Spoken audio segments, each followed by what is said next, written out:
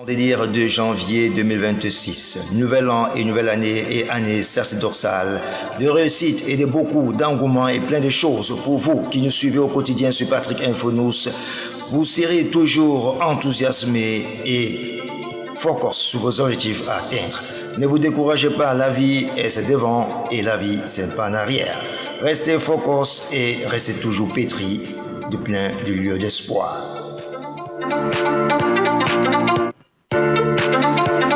Nous savons que hier, beaucoup ont festoyé du côté du continent africain.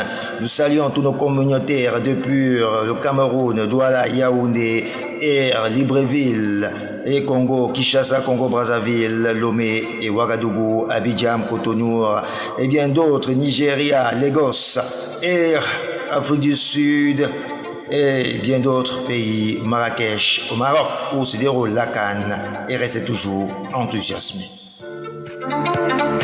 L'actualité qui bat son plein du côté du Gabon.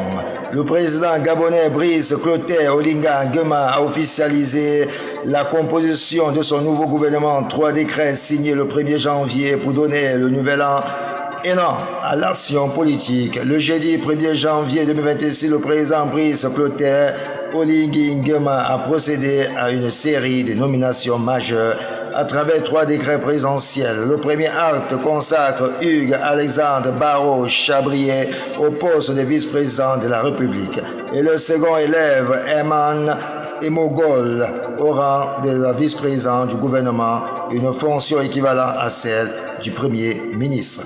Voilà, allez lire dans le détail sur Patrick Infonous, le gouvernement structuré par Clotaire Olinga Nguema du côté du Gabon.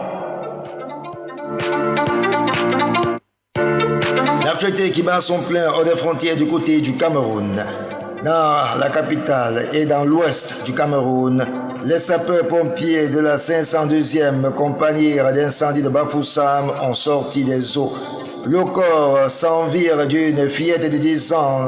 Les faits ont eu lieu à Bafoussam, au quartier Baleng, lieu-dire Petit Lac Baleng, et les éléments de la 502e compagnie d'incendie de Bafoussam ont été alertés pour noyade après une quinzaine de minutes de recherche. Les nageurs sauveteurs engagés ont repêché les eaux, le corps sans vie d'une fillette âgée de 10 ans.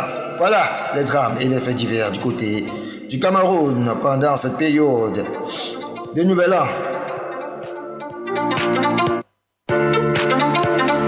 L'actualité en sport, décryptage et avis de l'ancien sélectionneur des Lions indomptables dans les années 80-90.